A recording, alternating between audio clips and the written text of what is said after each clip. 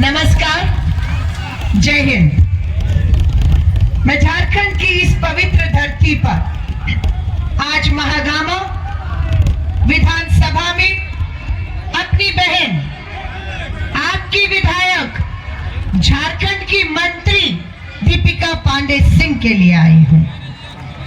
दीपिका पांडे सिंह के साथ हिंदुस्तान की सबसे पुरानी पार्टी भारतीय राष्ट्रीय कांग्रेस पार्टी में हमने पिछले 30 साल से एक साथ काम किया है, दीपिका जी और मैंने। उनकी माता जी भी जब महिला कांग्रेस के अध्यक्ष थी तब मैं उनके साथ महिला कांग्रेस में थी। दीपिका पांडे जी का संघर्ष सोनिया गांधी जी ने, राहुल गांधी जी ने, मल्लिका अर्जुन खड़गे जी हमारे राष्ट्रीय अध्यक्ष ने जब उन्हें जो काम दिया उन्होंने पूरी मेहनत और ईमानदारी से अपने काम को करते हुए आज यहाँ तक पहुंची है। उस बेटी का नाम है दीपिका पांडे सिंह, जो आपकी विधायक है। एनएसयूआई छात्र संगठन, युवा कांग्रेस, कांग्रेस की सचिव रही, उत्तराखंड राज्य की प्रभारी रही। पिछली बार भाजपा के एक बड़े नेता को जो घमंड में था, विधायक था 3 बार के, उसे हराने का काम आपके दम पर आपकी बेटी और बहन दीपिका पांडे ने किया। जैसे ही वो विधायक बनी, झारखंड में महागठबंधन की सरकार भी बन गई। वो सरकार झारखंड के हमारी बहनें जो महंगाई से, बेरोजगारी से परेशान थी, उन्हें राहत देने का काम हमारी झारखंड की सरकार ने किया। युवाओं को रोजगार देने का काम हमारी सरकार ने शुरू किया। किसानों का कर्ज माफ करना हो, हमारी यहाँ पर खजाने हैं, खजाने पर बैठे हैं आप लोग, लेकिन उस खजाने पर कुंडली मारकर दिल्ली की सत्ता बैठी है, उसका लाभ आपको नहीं मिल पा रहा है। जिस खजाने के आप हकदार हैं, जिस खजाने पर आप बैठे हैं, उस पर दिल्ली की सरकार कुंडली मारकर बैठी है।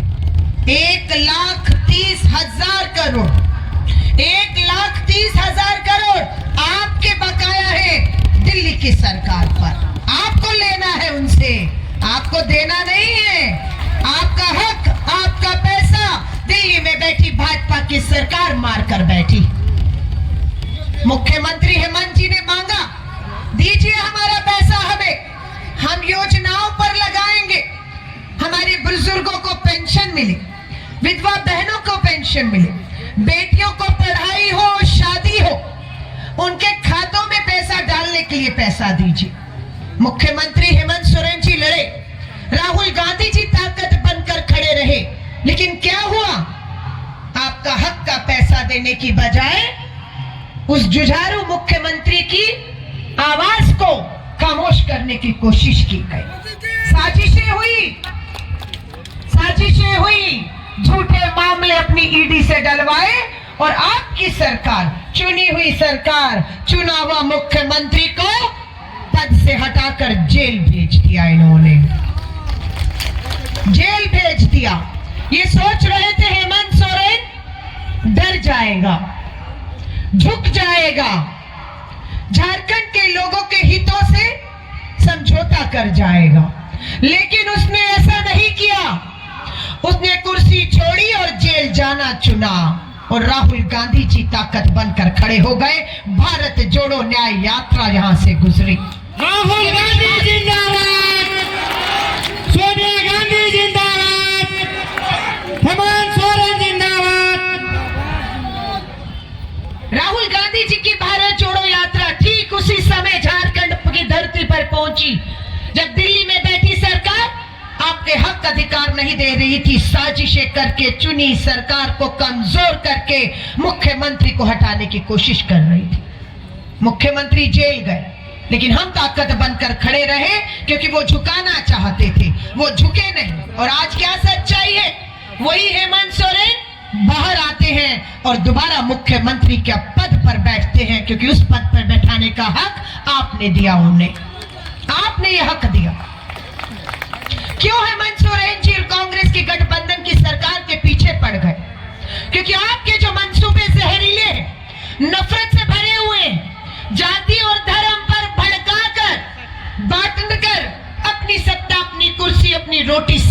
चाहते हैं, आपके इन मंसूबों में कांग्रेस के इस गठबंधन ने आपको कामयाब नहीं होने दिया। देश भर के इनके नेता झारखंड पहुंच रहे हैं। ये नहीं बता रहे कि 10 साल से आपकी सरकार दिल्ली में है, आपने झारखंड को क्या दिया बताओ प्रधानमंत्री जी, और बताएं भाजपा। यहां का जो सांसद है, गरीब युवा रोजगार की तलाश में है, मजदूरों को देखा मेहनत करते हुए, किसानों को देखा, अपनी बहनों को देखा, कर्ज में डूबे हैं, कर्ज माफ होना चाहिए। कोशिश है बेटा हो या बेटी हो अच्छी शिक्षा पाले, उद्योग है, सब कुछ है। महेंद्र सिंह धोनी यही इसी धरती के हैं ना, और आप जानते हैं अगर सरकार ने आगे बढ़ने में मदद की होती तो एक नहीं अनेकों महेंद्र सिंह धोनी इस धरती, इस मिट्टी से देश का विश्व में नाम रोशन करने का आज भी दम रखते हैं। बहुत से युवाओं में काबिलियत है, क्षमता है, लेकिन उनकी काबिलियत, उनकी क्षमता इन्हीं गांव में किसी अंधेरे में जो है वो दफन हो रही है। हमारी एक बार फिर से कोशिश है, दीपिका पांडे सिंह तय किया है कि मैदान में दोबारा उतरेंगी। 5 साल विधायक रही, लेकिन कुछ समय पहले ही जब सरकार पर खतरा आया, नए मुख्यमंत्री ने शपथ ली, मंत्रिमंडल में बदलाव हुए, तब आपकी विधायक को यह अवसर मिला कि वो मंत्री बने और शपथ ले। उन्होंने मंत्री बनी। महागामा के लोगों को गर्व होना चाहिए कि आपकी विधायक विधायक ही नहीं रही, पार्टी ने उसे मंत्री बनाकर और ताकत देने की कोशिश की।